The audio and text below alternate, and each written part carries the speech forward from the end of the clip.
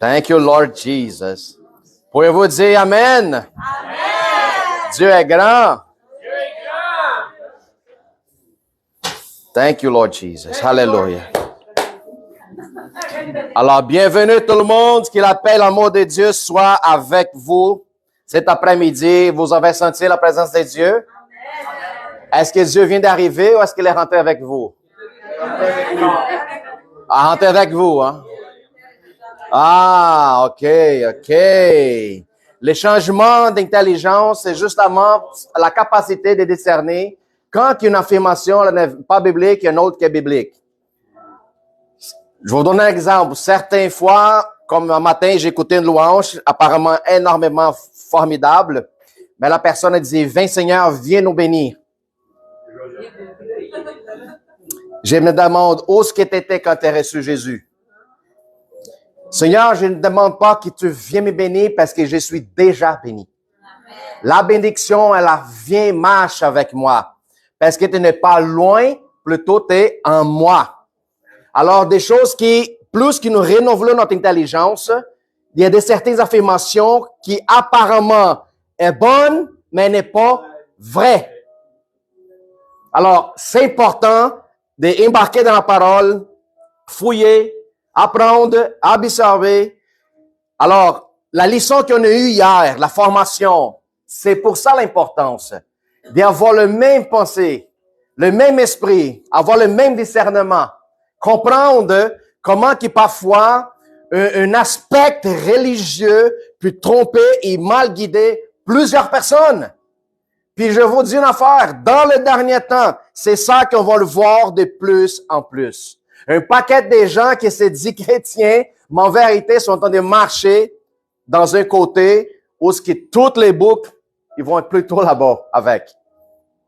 Alors, frères et sœurs, plus que nous marchons, puis plus que nous avançons, plus qu'on voit qu'est-ce qui se passe alentour du monde, plus que c'est le moment de nous rapprocher et serrer nos coudes et être plus encore intime avec Dieu. La révélation que vous avez besoin, elle est seulement donnée à tous ceux qui marchent avec un cœur pur, qui marchent sans stress, qui marchent dans la calme, qui vivent une vie équilibrée spirituelle. Pourquoi? La voix de l'esprit, elle est donnée pour tous ceux qui sont dans la tribulation? Où? Dans le calme. Le calme et la paix. Voilà. On sait très bien, dans l'Ancien Testament, quand Isaïe était dans la peur, parce que Jézabel voulait le tuer, il se cache de Jézabel, il attend que Dieu le parle. Là, il a attendu une foudre qui est venue, il dit, ah, Dieu n'est pas là. Il a attendu un tremblement de terre qui se passait, il dit, ah, Dieu n'est pas là. Puis à un moment donné, une petite brise soif commençait à souffler à l'entrée de la cave. Puis lui, il sentait que la présence de Dieu était là. Puis il sort pour recevoir la réponse. La parole de Dieu dit, sors, prophète. Pourquoi tu t'y caches? Alors, c'est des exemples comme ça qu'on commence à prendre. Quand les disciples étaient avec Jésus, puis la tourmente était en train de pogner sur la mer de la Galilée, les disciples capotaient. Tout le monde était comment? Stressé. Puis écoute, étaient des hommes qui avaient de l'expérience dans la pêche. Ils ont grandi là-dessus, mais étaient complètement stressés. C'est pas à cause que tu es expérience dans ton métier que t'es libre de tomber dans les stress. Mais avec Dieu, tu as la capacité de pouvoir garder la calme, la tranquillité. C'est où que tu vas trouver la réponse. Pendant que les disciples étaient stressés, paniqués, il y avait la peur, qu'est-ce que Jésus faisait? Il dormait. Puis aussitôt que la paix se lève, c'est Jésus, notre paix, qu'est-ce qu'il fait? Il calme tout. Alors, quand que Jésus arrive, il n'est pas de choix que la tourmente se calme. Alors, si les tribulations viennent à ta vie, puis tu paniques avec, quelle réponse va le voir? Zéro. Alors, il faut que ta paix, elle soit beaucoup plus, produise un impact aussi grand que soit la tourmente qui vient contre toi.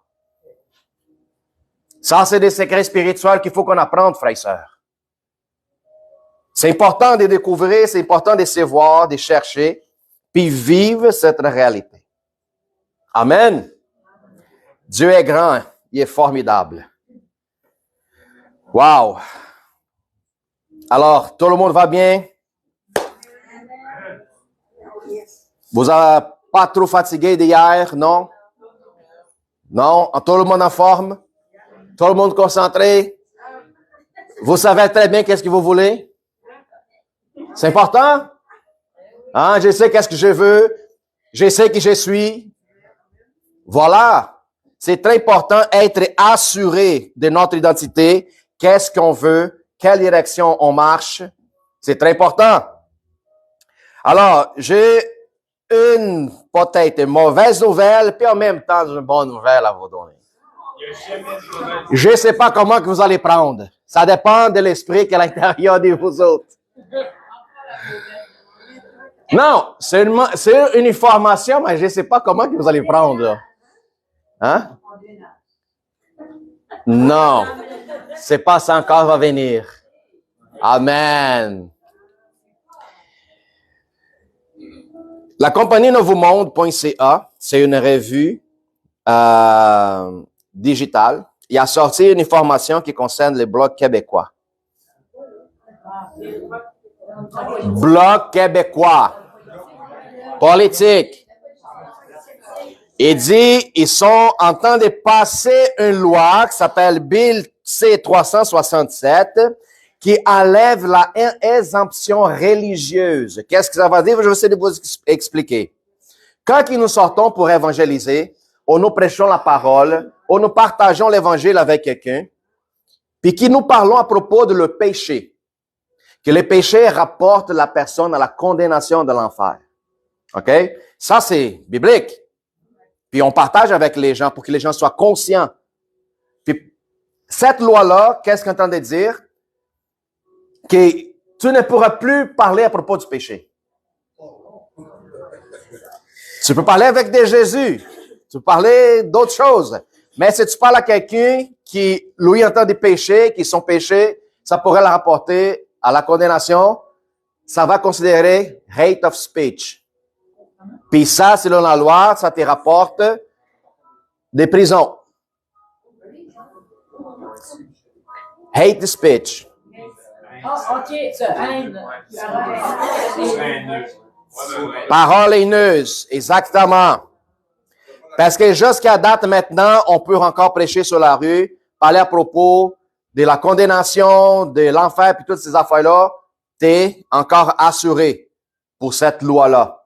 OK? Que nous avons le droit tel qu'organisme religieux. Mais maintenant, les autres, ils vont complètement abonnir puis dire, chaque fois que quelqu'un va parler à propos du péché d'un autre, il dit que son péché ou c'est la façon qu'il vivent est mauvaise, il va l'apporter la condamnation, tu t'en vas en prison. Alors, important que l'Église s'élève, on rapporte des moments des jeûnes, puis des prières, pour que ça tombe, puis même que cette partie soit complètement élevée de sa position. On n'a pas une charte des droits qui nous protège.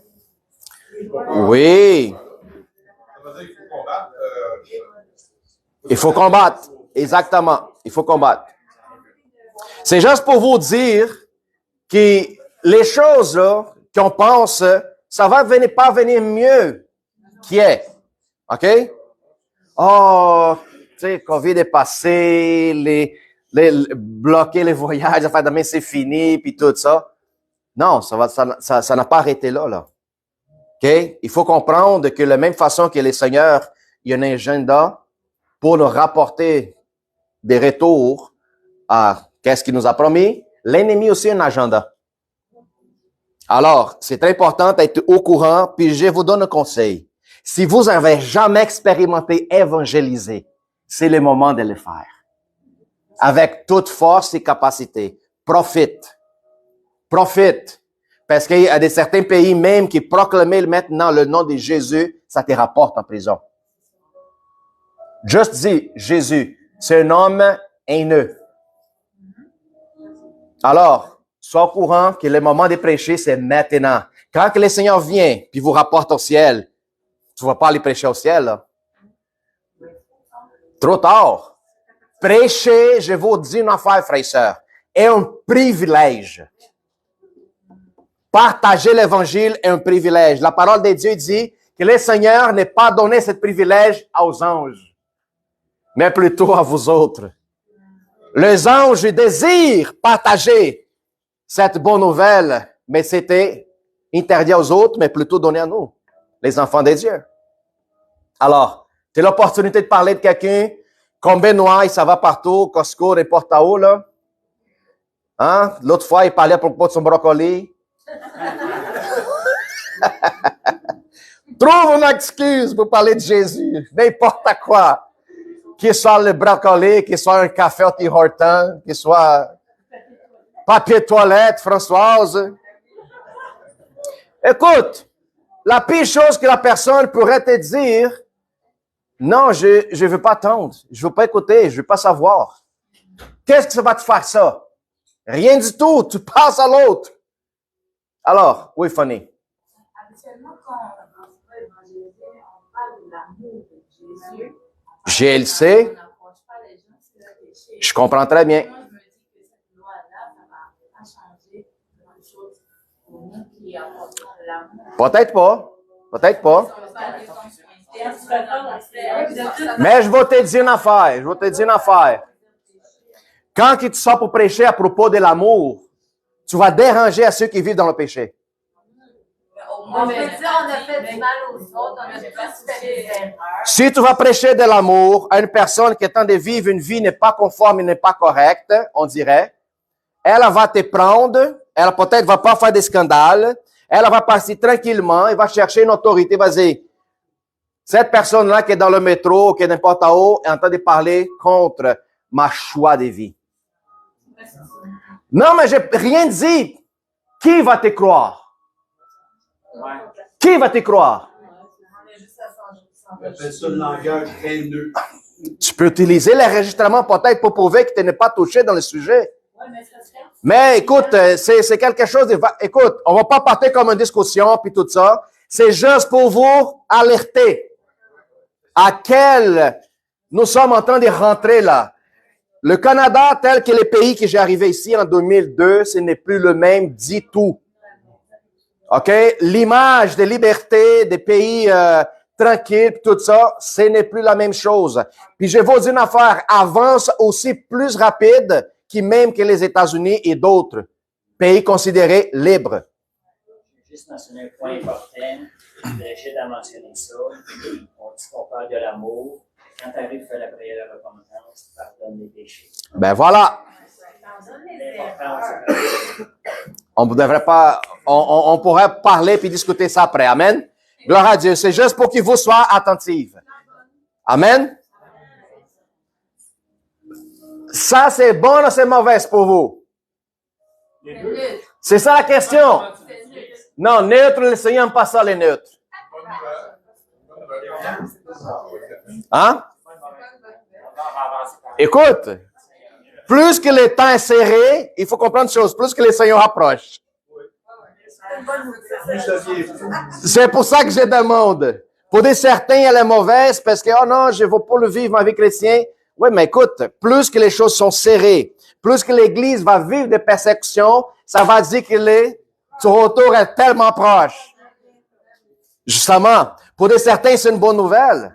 Pour d'autres, qui peut-être ma vie chrétienne est trop confortable, ou peut-être que je ne veux pas partir tout de suite. Jésus attend une minute. Laisse-moi vivre ma vie un peu plus. J'ai pas encore acheté mon nouveau char. J'ai pas encore été voyager au Japon. J'ai pas fait encore le tour du monde. Ah, tu sais quoi? J'ai pas encore rempli ma compte de banque des millions de dollars. Alors, il faut, mes frères et sœurs, quand je vous avais dit la semaine passée que pour qu'on devienne purifié, pour que le sel devienne purifié, le feu, il faut qu'il soit placé dans notre vie, c'est une vérité. Si votre vie ou notre vie, elle devient beaucoup plus confortable, il faut qu'on cherche du trouble nous-mêmes. C'est la seule façon que tu fasses grandir. C'est la vérité. C'est la vérité. Si nous prenons l'exemple des apôtres qui n'ont pas pris leur vie comme priorité dans le sens qui, peu importe qu'est-ce qui arrive avec moi, je ne cesserai pas de parler, qui se le côté leur vie, puis toutes les autres qui sont venus après. Écoute. Alors, je devrais réfléchir puis voir cette conscience du Christ en ma vie, que plus que des informations comme ça viennent, il faut plus qu'ils ont des pêches de prêcher la bonne nouvelle. Oui. Qui imaginait ici qu'on allait voir des pasteurs ici au Canada se faire en prison? Où ça? Torturés. On n'a jamais imaginé une affaire de même. Un pays qui était bâti dans des principes chrétiens. Alors, c'est juste pour qu'on soit conscient là-dessus. Allons-y avec la parole de Dieu. Oui, ça va venir. Je sais pas pourquoi je t'ai dit avant. Les femmes, faut toujours qu'on parle tout de suite. Là. Hein? C'est ça. Amen. Alors, c'est intéressant qu'est-ce qu'on va parler aujourd'hui. C'est 1 Timothée 4, du verset 1 jusqu'au 16. Thank you, Lord Jesus. Bonjour, Dan. Ça va bien, mon frère? T'as reçu mon appel? OK, super. Alléluia. Allons-y ensemble, OK? Avant de lire, allons-y prier. Père éternel, je te remercie au nom de Jésus, Père, pour l'opportunité que nous avons ici aujourd'hui. Que la vérité soit, Seigneur, à l'intérieur de nous, Seigneur. Qu'elle soit claire et directe. Seigneur, que ta parole, elle puisse nous déranger, Seigneur, prendre une position devant, Seigneur, cet monde qui est en train de périr de plus en plus. Seigneur, que notre lumière fout à l'intérieur, Seigneur, de nous autres, qu'elle puisse jaillir, Seigneur. Que ta parole, qui est la nourriture, elle puisse, Seigneur, montrer qui véritablement nous sommes en toi. Père, que ta parole aujourd'hui qui soit lancée, prépare le cœur, la pensée, Seigneur, de toutes les gens ici présentes. Seigneur, au nom de Jésus, surtout moi, Seigneur. Donne-moi la crainte dans mon cœur, Seigneur, de pouvoir parler de ta parole, Seigneur, avec la crainte, Seigneur, avec, Seigneur, douceur, avec amour, Père. Au nom du Seigneur Jésus. Et je chasse toutes les pensées contraires à ta parole, toutes qui essaient de bloquer, Seigneur, tous les points de confusion dans notre pensée, au nom de Jésus. Amen. Gloire à Dieu. Alléluia. Puis, tous nos frères et sœurs qui sont sur live, je vous appelle à venir nous accompagner puis partager aussi. Puis, c'est possible de venir participer avec notre grande famille de Jésus ADN. Sois béni au nom de Jésus. Alléluia. Mais l'Esprit dit expressément que dans les derniers temps, quelques-uns abandonneront la foi pour s'attacher à des esprits séducteurs et à des doctrines des démons. Pour que vous compreniez, ça, c'est des recommandations que l'apôtre Paul entend de donner à Timothée. D'accord? Il est dit, par l'hypocrisie des faux docteurs portant la marque de la flétrissure dans leur propre conscience, prescrivant de ne pas se marier, de s'abstenir des aliments que Dieu a créés pour qu'ils soient pris avec action de grâce par ceux qui sont fidèles et qui ont connu la vérité. Car tout ce que Dieu a créé est bon et rien ne doit être rejeté pourvu qu'on le prenne avec action de grâce. Parce que tout est sanctifié parce que tout est sanctifié par la parole de Dieu et par la prière. Alléluia. Vous croyez à ça? Que les choses sont sanctifiées par la prière? Quand que vous priez sur quelque chose, elle est sanctifiée. Amen? Gloire à Dieu. En exposant ces choses aux frères, tu seras un bon ministre en exposant ces choses. Qu'est-ce qu'on vient de lire auparavant? Tu seras un bon ministre de Jésus-Christ nourri des paroles, de la foi et de la bonne doctrine que tu as exactement suivi. Repousse les contes profanes et absurdes. Exerce-toi la piété, car l'exercice corporel est utile à peu de choses, tandis que la piété est utile à tout, ayant la promesse de la vie présente et de celle qui est à venir. C'est là une parole certaine et entièrement digne d'être reçue. Il donne la certitude de la parole qui est infallible. Nous travaillons en effet et nous combattons parce que nous mettons notre espérance dans un Dieu vivant qui est le sauveur de tous les hommes, principalement des croyantes. Déclarez ces choses et enseigne-le. Que personne ne méprise ta jeunesse, mais soyons un modèle pour les fidèles, en parole, en conduite, en charité, en foi et en pureté. Jusqu'à ce que je vienne, applique-toi à la lecture, à l'exhortation et l'enseignement. Ne néglige pas le don qui est en toi et qui t'est donné par prophétie avec l'imposition des mains de l'Assemblée des anciennes. Occupe-toi de ces choses, donne-toi toute entière à elles, afin que tes progrès soient évidents, afin que tes progrès soient évidents pour tous. Veillez sur toi-même et sur ton enseignement, préserver dans ces choses, car en agissant ainsi, tout te sauvera à toi-même et tout sauvera ceux qui écoutent. Thank you, Lord. Hallelujah. Paul rapporte Timothée comme un des plus jeunes responsables de l'église d'Éphèse. OK? Imaginez-vous. En partant de Timothée, il y a une significance dans son nom. Timothée, c'était un jeune homme, laquelle son père était grec, puis sa mère et sa grand-mère étaient juifs. Alors, Timothée, ça va dire Tim, honoré, en grec, Théos, Dieu. Timothée, honoré Dieu, honoré l'Éternel. Alors, Timothée, depuis de son jeune âge, quand Paul allait visiter la famille en Éphèse, Timothée, c'était quelqu'un qui était aussi proche, écoutait l'enseignement, était dans l'église. En plus, sa grand-mère l'a aidé à enseigner son petit-fils à propos de la parole de Dieu, sa mère, puis tout ça.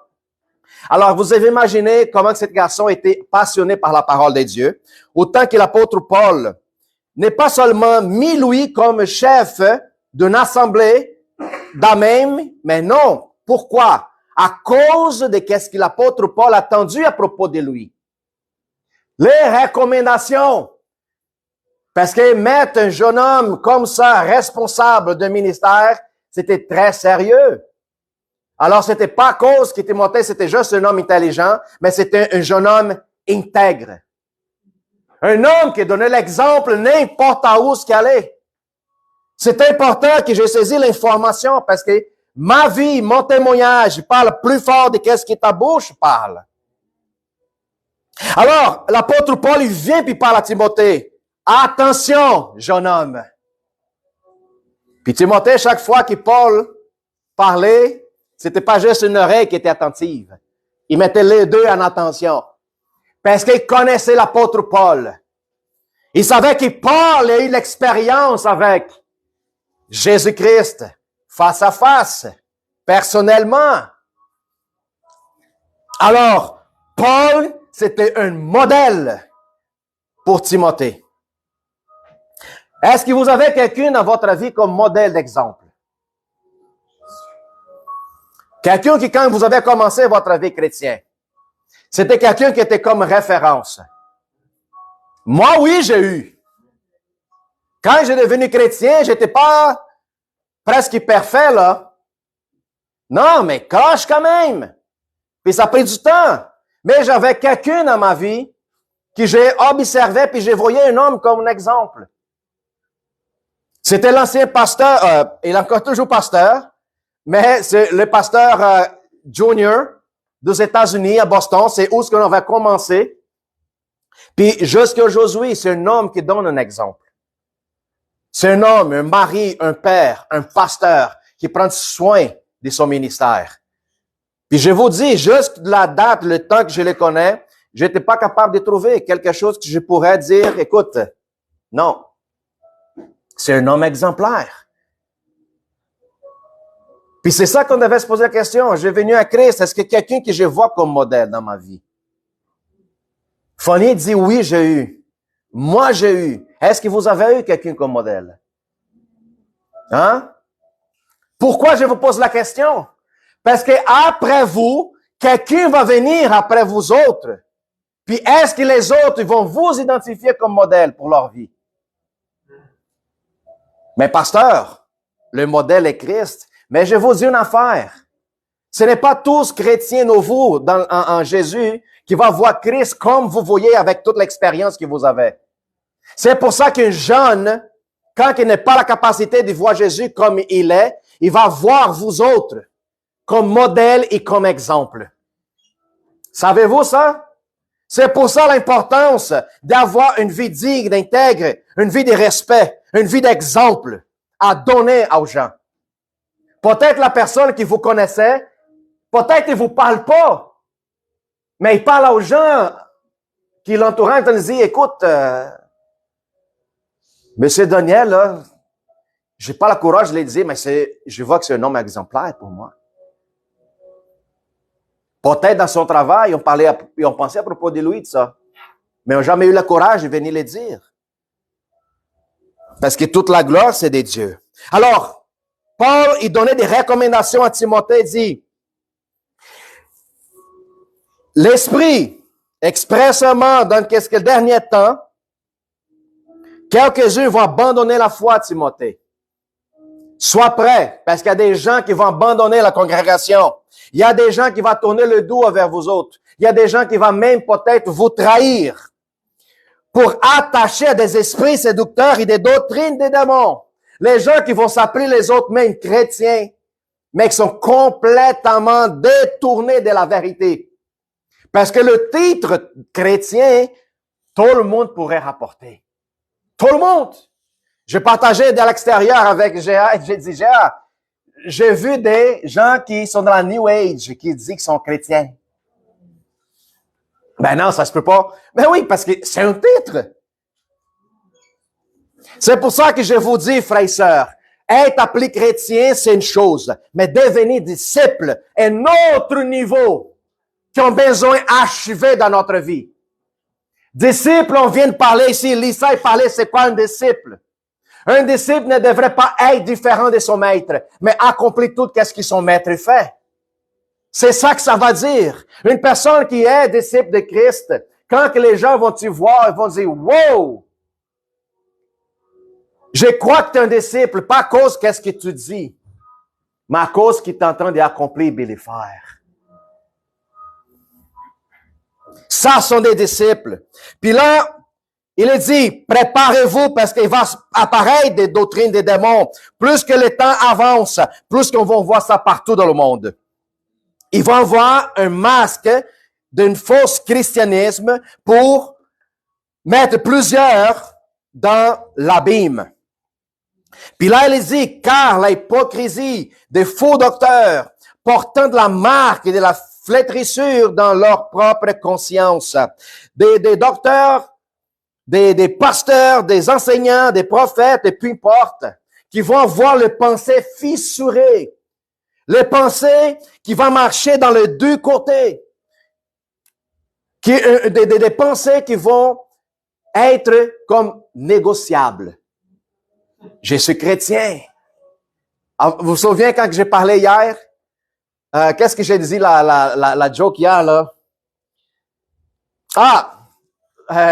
Quelqu'un qui vient à Christ, puis on va partager la scène, puis la personne ne peut pas recevoir la scène.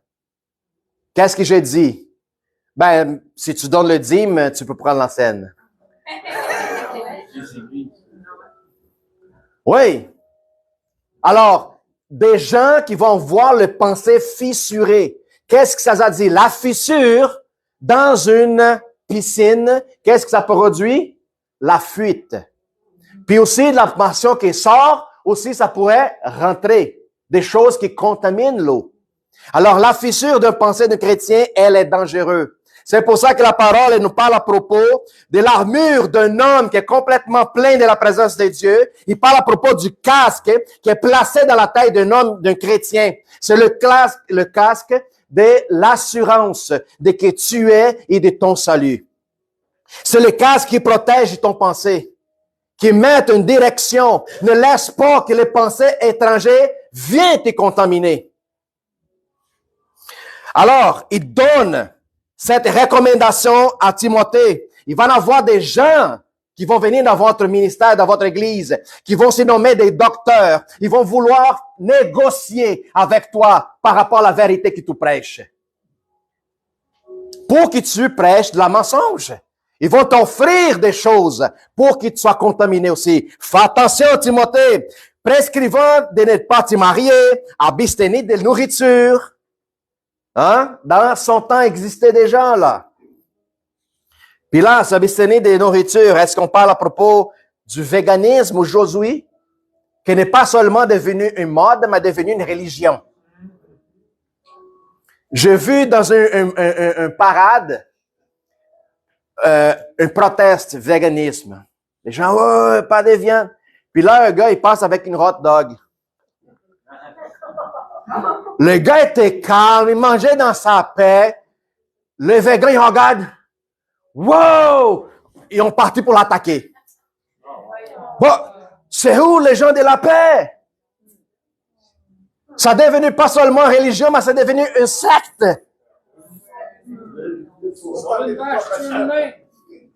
Oui. Oh, il faut le tuer parce qu'il mange un hot dog. Les animaux, mais on tue les humains. Puis après ça, ils ont pris le gars, ils ont les battu. Le gars était presque en train de perdre la conscience. Et, pourquoi vous me battez? Parce que vous mangez un hot dog. Mais c'est végan. C'est un hot dog végan. Oh, m'excuse. Trop tard. Non, mais, écoute, les gens, ils vont inventer toutes sortes de choses. Dans le but de quoi? De vous accuser. Juste en train de trouver des prétextes pour vous accuser puis vous envoyer en prison. Pour vous envoyer à les autorités en train de dire, regarde, c'est les autres. Ça, c'est un jugement comme les chrétiens qui parlent de péché. Hein? C'est un jugement. Parle de péché? Non, mais eux, ils font la même chose. Non, mais justement. Oui. Alors, des gens qui obligent pas, interdisent le mariage, abstenir de la nourriture. Tu sais, puis la parole est claire, tout ce que Dieu a créé est bon autant que tu rapportes devant le Seigneur en action de grâce. Tout ce que tu pries là-dessus devient une bénédiction, devient sanctifié. La parole de Dieu est aussi puissante. Qu'on sait très bien juste la présence d'un homme qui est chrétien, puis sa femme n'est pas encore achevée à donner son cœur à Christ. L'homme lui-même devient une bénédiction, puis sanctifie toute sa maison. Regarde comme la puissance de la parole de Dieu, elle touche un territoire aussi vaste et grand. C'est pour ça que je crois, à partir du moment qu'on devient avec cette conscience de Christ, tellement puissant et fort, qu'on vient vraiment avec les ADN du Christ à l'intérieur de nous autres, à cet point que je suis convaincu de le moment que je marche parmi les gens qui sont malades, sans même pas prier, les autres sont capables de devenir guéris. C'est ça qui s'est passé avec l'apôtre Pierre. La parole de Dieu dit que Pierre, il marchait, puis son ombre qui touchait les malades qui étaient sur la rue, les autres étaient devenus seulement guéris. Est-ce que c'était l'ombre de Pierre? Non. C'était la dimension de sa foi, était tellement énorme. La onction. L'onction est devenue tellement énorme et large qu'au fait seulement de passer proche de la personne a été baptisée, la personne a reçu une guérison.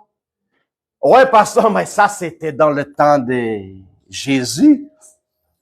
Pas vrai. Wigglesworth, un des plus grands évangélistes de l'histoire des États-Unis. L'homme a accepté Jésus-Christ à 50 ans.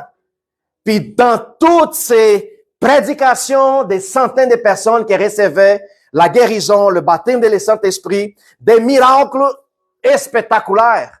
Mais lui était particulier, là. Il frappait les gens pour que la personne recevait les miracles. Alors, ce n'était pas tout le monde qui voulait se faire prier pour lui. Qui a besoin de prières? Les gens trompent. Viens ici en avant.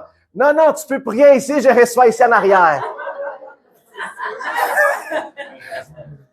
C'était sûr. Quelqu'un venait en avant, je suis, OK. In Jesus' name, receive it. Yes. Une fois, une mère, il est venue avec son enfant. Je pense que j'ai déjà partagé avec vous autres. Son enfant, il avait une maladie rare. Ça veut dire, les os de l'enfant étaient comme des caoutchoucs. L'enfant était obligé de rester couché tout le temps. La mère apportait son enfant dans ses bras. L'enfant était comme un voile tellement qu'il était tout mou. Il ne se posait pas assis, debout, aucune façon. Puis, le médecin dit, votre enfant, ça va pas arriver plus que 7, 8 ans. La mère dit, je peux pas vous dire trop, mais regarde l'état de mon fils. Ça impressionnait pas du tout l'homme de Dieu. N'importe quoi aux places qui lui arrivait, il s'y impressionnait pas. Parce qu'il était plutôt connecté au Seigneur qui Dieu était capable de tout faire. Qu'est-ce qui arrive? Il prend son enfant entre ses bras de la madame, comme il faisait avec la bouffe. Seigneur, je te rends grâce. Sanctifie-le au nom de Jésus. Que l'enfant soit guéri. Qu'est-ce qu'il a fait? Il a pris l'enfant encore mou dans ses bras, puis il a pitché, ouvre l'espace. Les gens ils ont fait comme ça. Il a pris l'enfant, il dit, mon petit, cours. Il lançait le petit dans le milieu du peuple. Au passage, qui pensez-vous qui est arrivé? Et pendant qu'il tombait sur ses pieds, il commençait à courir jusqu'à la fin de l'allée. Il n'a jamais tombé. Complètement guéri de la tête jusqu'aux pieds. Puis sautait des joies. Des miracles comme ça et encore plus étaient dans sa vie. Ce n'est pas juste dans le temps de Pierre, de Jésus, des apôtres. Non, c'est pour notre temps. Puis où est-ce que je vais arriver? Quand il lui finissait ses prédications, il partait à la maison d'autobus. Quand il n'avait pas quelqu'un pour le rapporter, il prenait l'autobus. C'était un homme simple. Lui était un ancien plombier. Alors, qu'est-ce qui t'arrivait? Lui attendait l'autobus, puis quand c'est tout qui arrivait, puis il montait dans l'autobus avec sa petite Bible dans le bras, puis attendait pour arriver à la maison. Quand il rentrait dans l'autobus, la présence de Dieu était tellement forte que les gens qui étaient assis, debout, tout le monde commençait à pleurer. Oh mon Dieu, pardonne-moi mon Dieu! Il commençait à se repentir dans l'autobus. Ceux qui étaient malades, ils commençaient à recevoir la guérison sans qu'il lui parle quoi que ce soit. Les gens pleuraient. Puis lui faisait, accepte-toi le Seigneur Jésus-Christ, accepte-toi. Quand il décède dans sa maison, tout le monde était converti dans l'autobus. Wow, quelle vie! Mais ça, c'est pour notre temps. Combien tu veux de Christ? Seigneur, je veux tout. Pour qu'il t'aille tout, il faut qu'il y ait moins de toi. C'est très important. Abandonner pour qu'il lui prenne la relève 100% dans notre vie. Alors, frères et sœurs, ça c'est possible pour notre temps. L'apôtre Paul a donné la position à Timothée d'avancer l'Église en Éphèse. Il dit tout qu'est-ce que Dieu créait bon, Timothée. Ne te laisse pas tromper avec des fausses doctrines. Rien doit être rejeté pourvu qu'on les prenne avec action de grâce. Parce que tout est sanctifié avec la parole et la prière. Alors, écoute bien, dans le verset 6, il est dit, en exposant ces choses aux frères, ça va dire, Timothée, expose la fausse doctrine. Laisse que la vérité expose le mal. Laisse que ta lumière expose la ténèbre. Tel est de voir que ta vie, elle soit en exposition pour la ténèbre. Quand je parle à propos de notre témoignage vivante, tu vas dans ton travail, tu vas dans la réunion de famille où il n'y a personne qui est converti, personne qui est chrétien. Le fait de toi être là, puis les gens commencent à faire des choses atroces, puis tu restes en position. Qui tu es? Tu ne négocies pas ta réalité puis de la vérité. Ouais, mais c'est quoi? Tu ne participes pas avec nous autres? Ben, je suis là, mais qu'est-ce qu'il vous fait? Je ne fais pas. Non, mais qu'est-ce qui se passe? Puis là, tu commences à parler, tu parles à propos de qui tu es, ton identité, qu'est-ce que Dieu fait dans ta vie. Écoute, ce n'est pas toi d'être influencé, mais de toi devenir une influence.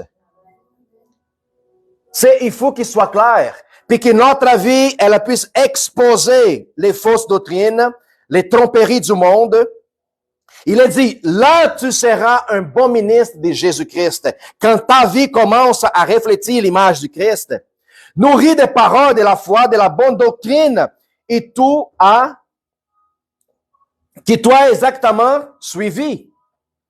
Alors, nous avons cette parole, nous autres, qu'il faut qu'elle devienne en vie. Nous sommes la lumière du monde. Puis c'est la lumière qui est en moi. Elle ne fait pas fuir la ténèbre. Ce n'est pas la lumière de l'Évangile. C'est une fausse lumière. Je devais prendre une attitude différente qui c'est là du monde. Je devais me porter. Je devais changer mes habitudes. Alors on voit qu'il y a des chrétiens qui viennent à Jésus-Christ, mais continuent à vivre leurs mêmes habitudes de vie. Continuent à boire, continuent à fumer, continuent à pornographie, continuent à adultère, continuent à trahir sa femme, continuent à parler mal des autres, continuent à mentir, continuent à voler. Wow! Je pense que tu n'as rien compris du tout, là. Alors, comment exposer quelque chose de mauvais si moi-même, je suis là-dedans? Puis l'ennemi, il est expert de faire honte. Et expert. J'ai déjà vu ça. Des pasteurs qui étaient dans le péché. Qui les gens appelaient, oh, viens ici, pasteur. On a quelqu'un qui est possédé, qui est un démon. Quelqu'un qui est oppressé pour l'ennemi. J'ai besoin que vous venez pour prier pour la personne. Puis le gars était là, puis tout ça, puis pose la main sur la personne commence à se débattre. Tout ça, puis les pasteurs disent, ah, tiens, t'es là, je vais continuer à prier. Puis là, la voix de la personne, elle change. Non, le démonien. Puis là, la personne dit, oh, ben, qu'est-ce que tu viens faire ici, toi? Sors! Ben, je peux pas sortir. Puis là, mais je t'ai dit de sortir. Mais hey, ben, je te connais bien, moi. Qu'est-ce que tu fais en secret? Puis là, ça expose la personne. Puis toutes les autres qui tiennent le gars disent, qu'est-ce qui se passe pour ça? Ah non, ben, je pense qu'il devrait appeler quelqu'un d'autre. Puis, c'est une réalité. C'est une réalité. C'est pour ça qu'il faut être conscient, si jamais quoi que ce soit dans votre vie, que vous devrez mettre conforme à la parole de Dieu, c'est le moment de se répandre puis changer complètement. C'est le moment de le faire. Ne retardez pas, parce que sinon, vous serez mis à la honte. Qu'il soit plus tôt ou plus tard. Peu importe. L'ennemi, comme les anges, voient puis nous observent jour et nuit. Qu'est-ce qu'ils nous font? C'est très important. Pasteur, j'aimerais savoir l'autorité. L'autorité, elle ne marche pas avec une vie dans le péché. Malheureusement. Alors, important que moi, je devienne cela qui expose le mal, plutôt cela qui participe du mal. C'est ça qu'est-ce que nous demandons. Alors, le Seigneur nous demande une vie de sainteté. Alors, je devrais chercher un changement. Je ne devais pas me conformer avec ma situation. Il y a des gens qui me demandent, ben, pasteur, peut-être vous avez une vie d'exemplaire. Je dis, je n'ai pas. je ne trouve pas que j'ai encore une vie exemplaire. Je vois que j'ai encore besoin de changements. Puis la personne meilleure pour indiquer puis voir toutes mes affaires croches, c'est ma femme. Hein? Quand quelque chose arrive, puis moi, tu sais, Balthazar dans la maison, elle dit, il est où Jésus, là? Jésus, attends une minute, je vais l'appeler. Come back, Jesus. Come back. I'm sorry. Mais c'est ça. C'est ça. Mais plutôt de ne pas commettre, ne pas vivre dans cette condition puis dans cette situation-là. Nous sommes des hommes puis nous sommes des femmes de Dieu qui nous cherchons vivre une vie extraordinaire, une vie de prospérité, une vie abondante, une vie de joie continuelle. Alors, est-ce que ça vaut la peine d'abandonner l'erreur pour vivre cette qualité de vie en Jésus-Christ? Oui, ça vaut la peine. Alors, pourquoi ne pas faire des efforts? Pourquoi ne pas faire des efforts? Alors, repousse les contes profanes et absurdes, exerce-toi la piété, parce que l'exercice corporel est inutile. Tandis que la piété, elle est utile à toute chose. Ayant la vie, la promesse et la vie présente, et de celle qui a à venir. Alors, baser ma vie dans la promesse à venir. C'est ça notre focus. Je ne suis pas ici à l'église seulement parce que je fais partie d'une communauté, une fraternité des gens qui sont cool. Non. Notre focus à nous autres, c'est nous rencontrer dans notre destinée. Quand que le Seigneur va venir, je vais faire comme ça. Sont les autres. Benoît, hey, come on! T'es arrivé là! Wow! Hein? C'est ça, notre objectif. Hey, Madame Françoise! Hey! Souviens-vous quand t'es prophétisé là, oui! Wow, formidable! Puis là, on va nous rencontrer, puis on va s'y réjouir encore plus. Parce que t'es réussi la course. T'es obtenu la récompense. Puis on va s'y réjouir tout ensemble. C'est notre objectif. Alors pour moi, il faut que je débarrasse de tout ce qui n'est pas conforme, tout ce qui n'est pas agréable, tout ce qui devient souillure comme un témoin mauvais dans le monde. Il faut que je débarrasse. Il y a des chrétiens qui n'aiment pas ça quand on adresse à une mauvaise habitude, quand on l'adresse à une mauvaise façon de vie. Puis des gens disent, ah non, mais frères et sœurs, je n'ai pas le but de vous offendre, mais plutôt de vous aider à s'en sortir. Puis il y a des certains qui n'aiment pas ça. Pourquoi? Parce qu'ils aiment trop leur péché, aiment trop leur mauvaise habitude. Puis quand tu adresses à la situation, la personne, elle n'aime pas. Mais pourquoi tu parles de moi, de cette... Parce que je t'aime. Je veux t'aider. Je veux donner la main à toi pour qu'il te sorte de la situation. Parce que je le sais, si tu continues comme ça, quand que le temps va venir, je vais essayer de te chercher sur le ciel puis je ne te verrai plus. La vérité a fait mal, mais elle libère. C'est très important, puis ça, c'est des recommandations que Paul donne à Timothée. Pourquoi? Timothée est jeune. Jeune, rempli de désirs, rempli de volonté, comme des jeunes aujourd'hui qui veulent découvrir le monde. Puis Paul, il savait que si Timothée ne garde pas sa vie basée dans la parole solide, dans la vérité, lui, il pouvait se faire tromper aussi facilement pour des autres choses qui passaient alentour de lui. Des belles femmes qui venaient à l'église, des opportunités, des paiements, de l'argent, des boissons, des sorties. Puis Paul, il exhortait Timothée, fais attention, mon enfant. Base-toi dans la piété plutôt que l'exercice physique. Car la parole de verset 9, elle est certaine et elle est digne d'être reçue.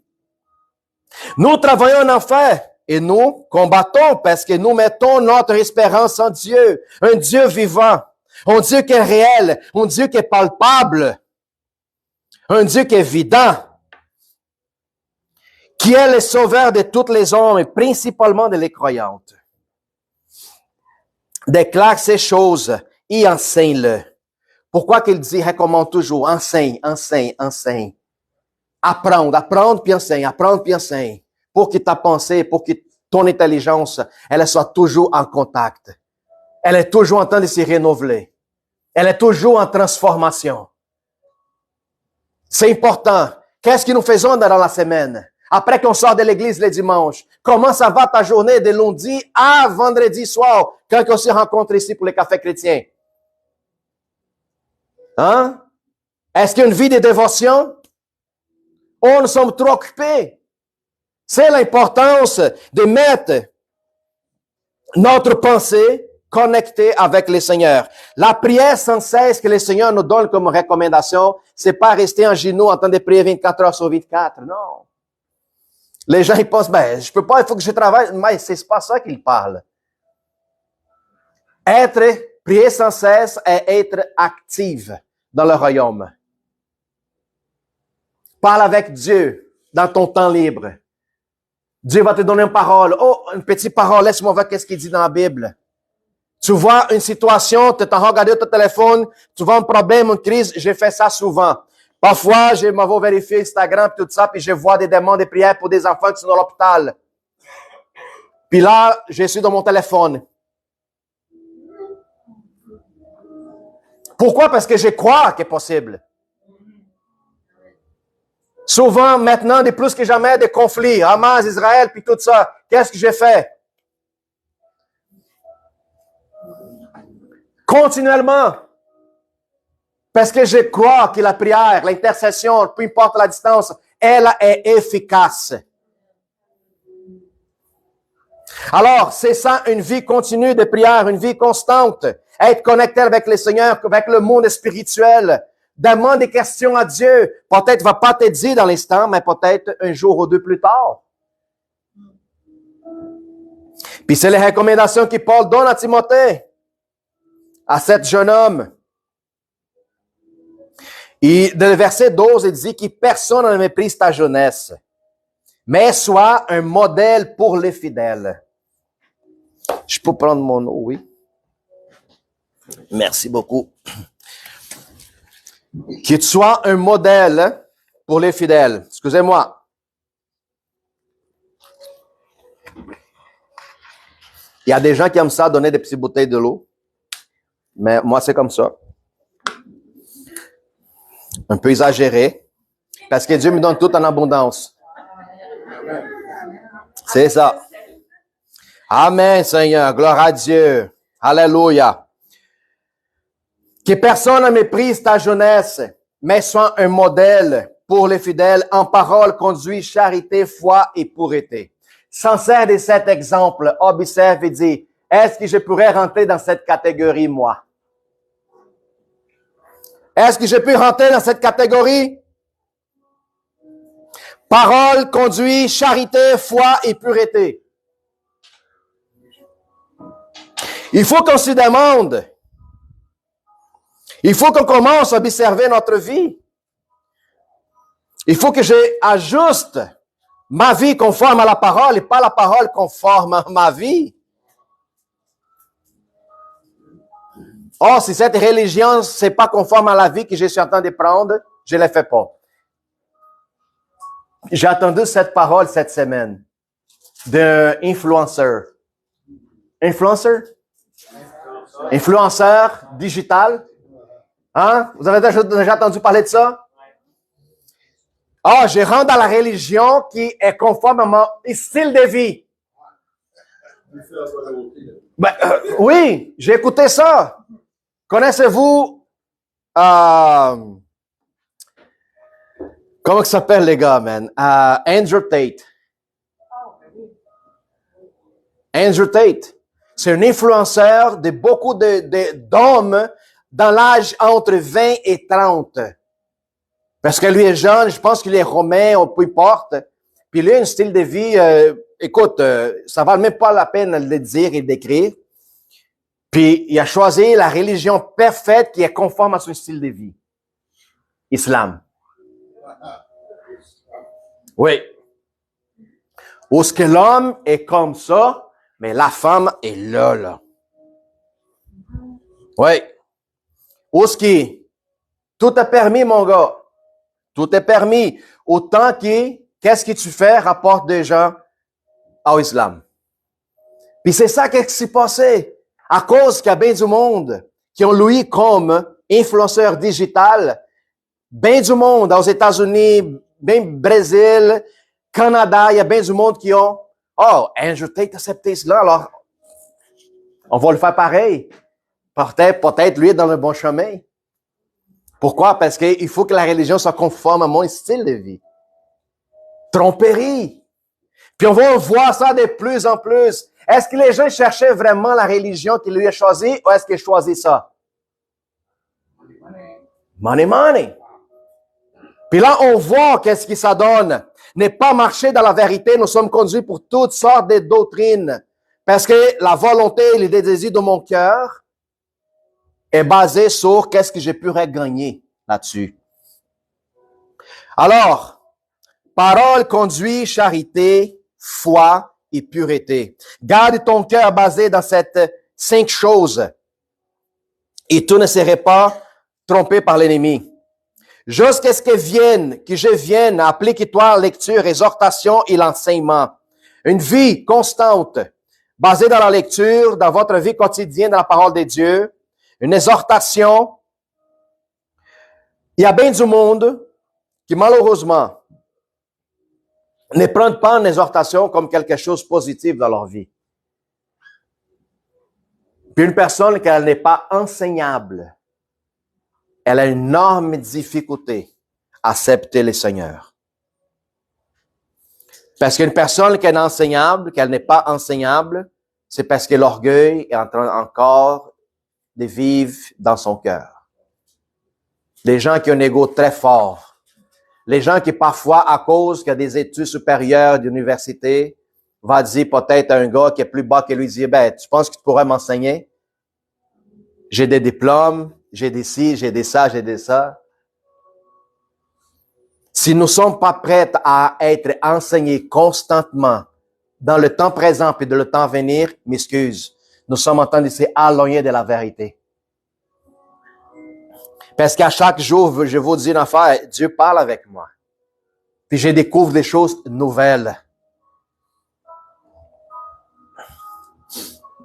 Puis il est tellement amusant de savoir que la parole de Dieu, elle va être utile pour moi maintenant jusqu'à la fin de ma vie. Parce qu'il y a toujours des choses nouvelles à apprendre. Il y a toujours des choses, depuis le temps du Christ, qu'il soit dans l'Ancien Testament comme le Nouveau Testament, des docteurs, des gens qui lisent la parole, des gens qui essaient de fouiller, traduire, discortiquer la parole, voir de tous les angles. Jusqu'à date, il y a encore des choses encore à apprendre. Il y a encore des choses à découvrir.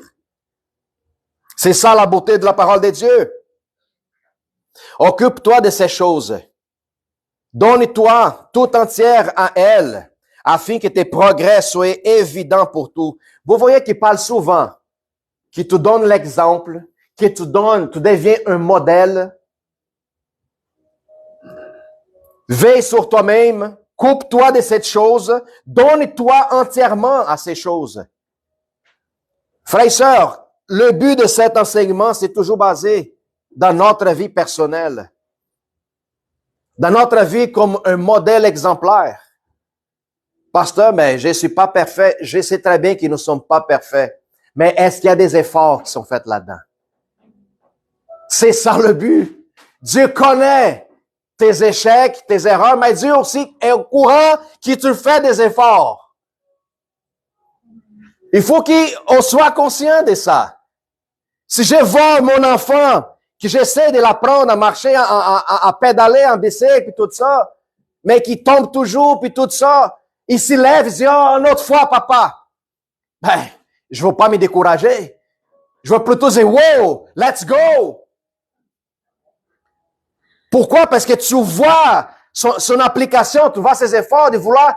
Pourquoi? Parce que je veux apprendre, parce que je veux rendre mon papa fier. Seigneur, je veux apprendre de toi parce que je veux te rendre fier. Je veux changer mes habitudes parce que je veux te rendre fier. Je veux devenir ton modèle parce que je veux te faire fier, papa. Alors, important que moi, je garde ma conscience dans la vérité, dans la justice. Veille sur toi-même et sur ton enseignement. Persévère dans cette chose, car en agissant ainsi, tu sauveras toi-même et tu sauveras ceux qui t'écoutent. Alors, qu'est-ce que je vis, de la façon comme je parle, comme je donne ma vie comme exemple, ça va causer un impact énorme sur les gens de notre famille. Il y a déjà des cas, des personnes qui ont des vies exemplaires dans la famille. Puis tous ses frères et sœurs, ils n'ont jamais voulu rien savoir de Christ. Ils vivaient leur vie normale. Mais tout à coup, cette personne qui est un chrétien, qui essaie de toujours aider, puis tout ça, quelque chose soudain arrive, puis la personne, elle est décédée.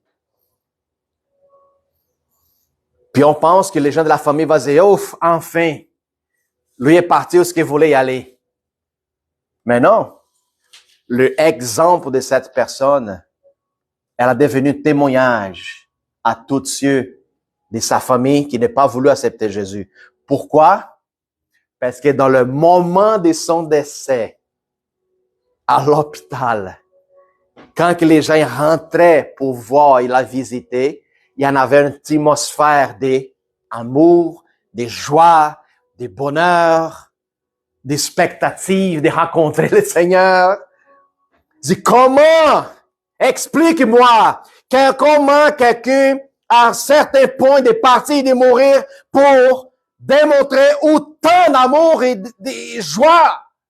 Comment c'est possible? Puis au départ de cette personne, toute sa vie a donné la vie à Christ. Alléluia. J'ai fait partie d'un groupe ici à Montréal. On appelle Fire Starters. C'est un groupe vous connaissez quelques-uns peut-être. Byron, c'était le frère du garçon qui a eu le cancer, qui ont prié pour lui. Puis lui, il a survécu le cancer pendant 2 ans. Puis il est parti après. Moore, c'est un autre monsieur qui est venu ici faire visite. Puis il y a d'autres personnes aussi. C'est juste des hommes. OK? Puis les autres, ils vont des autres églises, mais parfois, on s'y rencontre pour des partages, des prières, puis tout ça. Puis peut-être vous connaissez aussi Malek. Vous connaissez Malek ici? Quelqu'un connaît Malek. C'est un monsieur, je pense que Nadia l'a connu. C'est le frère à Tommy. Tommy qui vient souvent les vendredis. Bon, pas trop souvent maintenant. Il vient les samedis, les vendredis pour écouter la parole puis tout. Puis son frère Malek, aussi que je connais, ça fait quelques années. Inclusif, c'est Malek qui m'a ramené pour prier pour cet garçon qui a eu le cancer. OK? C'est lui qui m'a ramené. C'était dans la période de COVID, parce que personne ne pouvait recevoir personne à la maison. Mais lui est venu m'y chercher. On est rentré dans l'autre maison, prié pour le garçon, puis il était guéri à l'instant du cancer. Puis lui, encore, Malek, il a écrit dans le groupe en train de dire, frère et sœurs, j'ai besoin d'intercession puis de prières. Il a actionné tout de suite le groupe. Pourquoi? Parce que ma belle-mère, elle est cancer stage 4. De la tête, elle est à l'hôpital, sous médicaments. On a besoin vraiment de prières. Puis, on s'est regroupé, on est rentré de prier, on a commencé à prier, puis tout ça. Puis pendant qu'on a prié, lui avait de la foi, de la guérison. Mais en même temps, il prenait l'attitude pour aller préparer les funérailles. Déjà. Il a contacté la compagnie, puis tout ça, papa, il a préparé les choses. Puis le samedi dernier, vous ne savez pas qu'est-ce qui est arrivé. Elle était guérie. Tout à coup, matin, la madame se lève du lit, puis tout ça, le médecin de regarde dit, madame, vous n'êtes pas supposé de bouger. Puis elle se lève, puis, il faut qu'on fasse des examens, attends une minute. Mets ta madame dans la machine, les scanners de la tête aux pieds, regarde l'écran. Passe encore. Ils ont passé la madame, aller-retour. Ils n'ont rien trouvé. Zéro.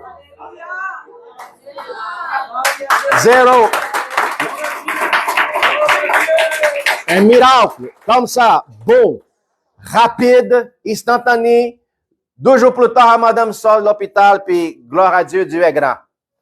Ce n'est-tu un témoignage puissant pour la famille de cette personne? Sa belle-mère était catholique, son beau-père est musulman, puis aussi sa belle-sœur. Alors ça va produire un impact puissant dans toute la famille. Énorme. Est-ce que c'est le même Dieu qui a opéré à 1000, à 2, 3, 4, 5 000 ans en arrière? C'est le même qui est en train d'opérer aujourd'hui? Alors, la recommandation de Paul à Timothée, c'est le même qu'il donne à nous autres aujourd'hui. Prends ta vie chrétienne au sérieux.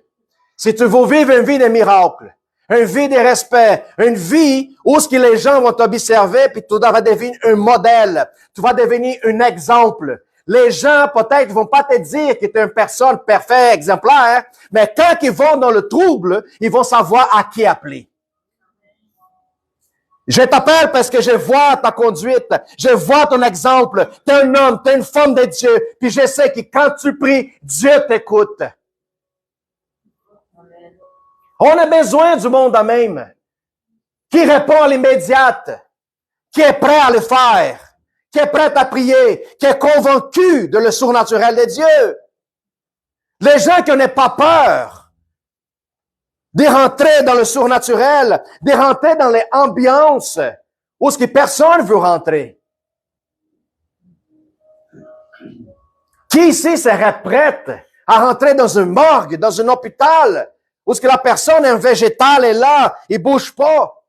Puis le médecin va dire, ça donne à rien parce qu'elle a un végétal, elle écoute pas. Qu'est-ce que vous allez faire? Croire au médecin ou croire qu'est-ce que Dieu peut le faire avec elle? Parce que le médecin dit à mon ami Malek, perds pas ton temps, appelle la funéraille, parce qu'elle va passer aussitôt. Si lui avait écouté le médecin, fini sa belle-mère.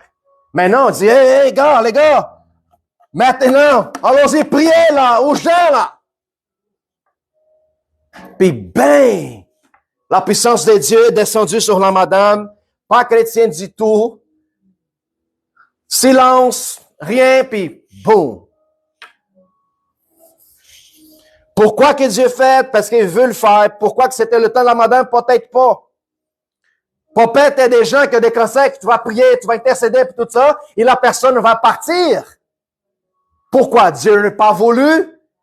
Je ne sais pas. Mais ce n'est pas le pensée de Dieu plus grand que les miennes.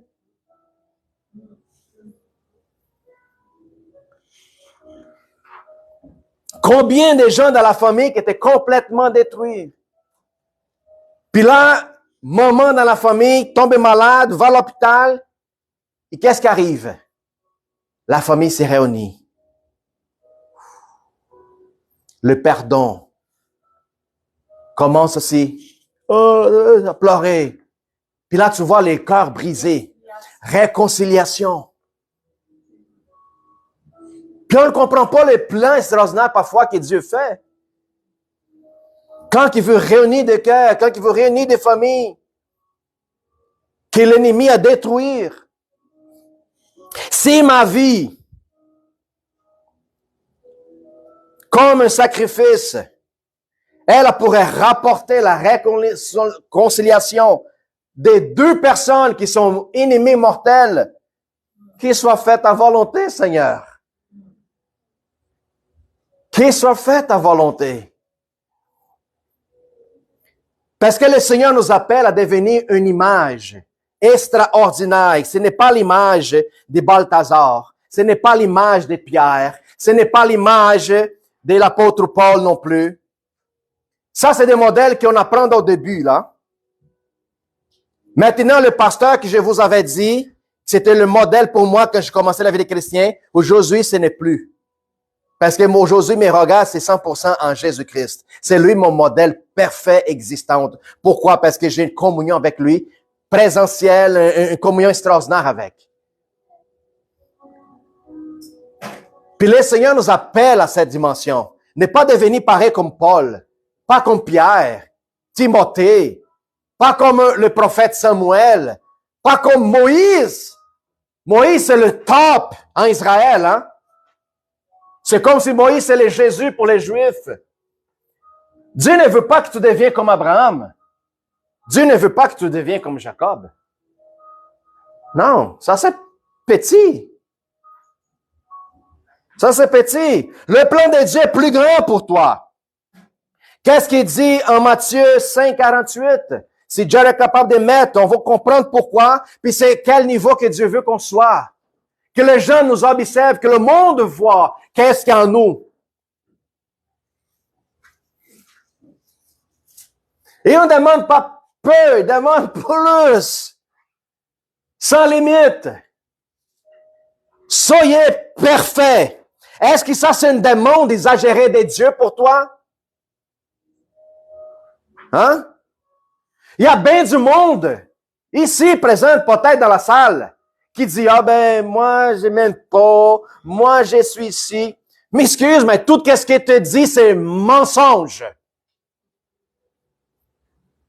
Tu es en train de mentir pour toi-même. Oui, mais tu comprends. Non, je comprends vraiment pas parce que mon pensée est à haut. Tu veux me convaincre d'un mensonge? M'excuse, je n'achète pas. I don't buy it. Je n'achète pas ta mensonge. Soyez parfaits comme votre Père céleste est parfait. C'est pas une demande impossible parce que c'est Dieu qui nous demande. Pas par tes forces, pas par tes capacités, parce que lui va t'y rendre parfait. Tel qu'il est, nous sommes sur la terre. Alors, ce n'est pas une difficulté impossible à l'achever parce que le Seigneur nous demande et nous appelle que nous devons l'image parfaite de son Fils. Ah, pasteur, mais ça va être quand seulement Jésus va venir, on va mourir, notre corps, ça va être transformé. Tu peux vivre cette excellence ici sur la terre. Même avec tes échecs, tes difficultés, tes erreurs. Mais ta conscience va déterminer quel niveau vous êtes.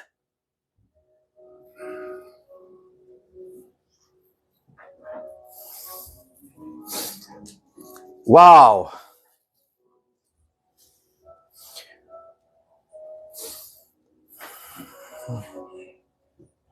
Quand que les gens vous posent des questions, qu'est-ce qui sort de nous? Qu'est-ce qui sort de moi? Quand que les gens te posent des questions. C'est des chaulages, c'est des plaintes, c'est des « Ah, ma vie, ah, mon travail, ah, mon ci, mon ça. » Hein? Qu'est-ce qui sort de nous? Ah, ben non, c'est pas possible, là, puis ci, puis ça. Qu'est-ce qui sort? Quand ils vous écoutent une nouvelle d'Amém, qui dans pas long, si cette loi va rentrer, puis que si vous dites le nom de Jésus, puis vous parlez des péchés, vous serez en prison, quelle est votre relation? C'est ça. De qu'est-ce que nous sommes en train de manger, c'est ça qu'est-ce que ça va sortir. La bouche parle de qu'est-ce que le cœur est plein. Si je ne décide pas de me renouveler maintenant mon intelligence, je vais toujours être un point faible pour moi et pour mes frères qui m'y observent. Imaginez-vous, pasteur Balthazar ici, toujours prêcher, encouragement, force, capacité. Je vais vous mettre dans un niveau qui vous soulève tellement fort, puissant, courageux. Puis quand j'arrive dans l'épreuve, moi, oh non, non, non, s'il vous plaît. Non, prie pour moi, prie pour moi. Vous allez voir dire, ça fait aucun sens. C'est pas vrai ça se peut pas. C'est justement ça. la réalité de qu'est-ce que nous sommes en train de vivre et décider quoi faire avec notre vie chrétienne. Glória a Deus. C'est pour ça. Quand tu vas connaître ton ADN, qui n'est plus dans le monde n'a rien toi, et toi, tu n'es rien dans le monde. Tu as une maison plus excellente. Parfois, il y a certaines personnes qui disent, pasteur, parfois je me sens, je ne veux pas rentrer, mais je me sens un peu orgueilleux. Je dis, de quel sens? Ça fait des années que je parlais avec un pasteur. Je dis, comment orgueilleux? C'est pas bon ça. Non, mais il faut que tu comprennes pourquoi je me sens tellement... De quoi tu parles?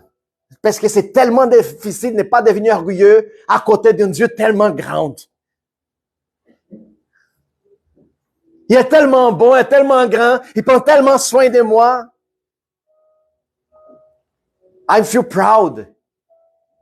Je ne sais pas si c'est le bon mot, proud et orgueilleux. Fier. Tellement fier. Ok, maintenant je comprends très bien. C'est vrai. Je me sens fier. Puis ça, j'annonce, puis ça, j'expose. Puis c'est ça, je donne à volonté.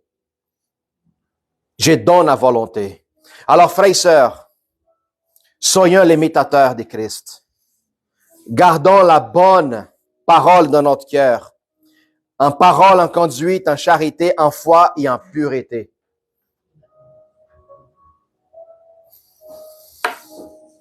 Amen. Gloire à Dieu. Oui. Soyez parfaits comme votre Père céleste est parfait. Oui, j'ai déjà lu. Alléluia. Gloire à Dieu. Amen. Alors, frères et sœurs, si vous avez besoin d'aide à ce niveau-là, dit pasteur, je veux avoir une assurance. Je veux avoir une conviction.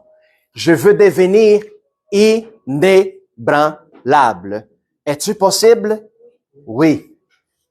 Qu'est-ce que ça me prend? Parole et pratique. Tu vois, je vais plus vite. Il y a certaines personnes qui hier sont venues pour demander des prières après quand on a fini. Je dis, tu n'as pas besoin de prières. Tu as besoin de déclarations d'affirmation. Je peux prier combien de fois que tu veux. Ça va pas marcher autant que tu ne changes pas ton intelligence. Ce n'est pas ma prière qui va causer un effet en toi. Parce que il faut comprendre une chose. Il y a une partie qu'il faut que je participe dans votre vie. Puis une autre partie, il faut que vous fassiez vous-même. Oui. Il y a une partie dans notre vie qu'il faut que Dieu nous aide. Mais une autre partie qui Dieu dit, non, avance. Marche. Do it. Ouais, quand tu vas le faire, j'embarque. Alors, c'est une équipe. C'est pour ça que parfois, ça paraît un peu, les pasteurs n'ont pas voulu prier pour moi, parce que je sais que ça ne marchera pas. Non, c'est pas question que c'est mauvaise. Non, ça ne marchera pas. Alors, frères et sœurs, grandissons ensemble. J'ai adoré hier. Merci, Fon, encore une autre fois, pour votre application, votre diligence. T'étais fort. Fanny était fort du début à la fin. Merci pour tous les commentaires, pour toutes les critiques, pour tous les gens qui ont parlé. On a rajouté encore des choses. C'est comme ça. C'est comme ça. Puis, je vous dis, Balthazar est toujours ouvert à des conseils. C'est pas parce que je suis là, je suis toujours ouvert. C'est important pour que nous marchions ensemble. Si tu prends une position d'autorité, il faut que tu sois ouvert à servir. C'est ça le but. Amen. Bonjour. Vous avez attendu ce message, puis vous aimeriez ça maintenant. Donnez votre vie à Jésus, ouvrez votre cœur, alors faites cette prière avec moi. Seigneur Jésus, pardonne-moi pour mes offenses, pour mes erreurs. Tout ce que j'avais pratiqué sans t'avoir connaître. Maintenant, Seigneur, je déclare avec ma bouche que Jésus-Christ est mort pour mes péchés, pour mes offenses, et avec mon cœur, j'y crois que Dieu l'a ressuscité parmi les morts. Mais maintenant, je deviens un enfant de Dieu, complètement transformé, purifié et restauré. Seigneur, je te remercie, Seigneur, parce que tout était effacé maintenant au nom de Jésus. Bienvenue. Maintenant, vous êtes un enfant de Dieu. Alors, je vous recommande d'aller chercher une église proche de chez vous. Ou sinon, envoyez-nous un message dans notre page Facebook, YouTube. Vous allez recevoir des notifications. Et vous êtes toujours les bienvenus de venir nous rencontrer. Bienvenue. Sois béni.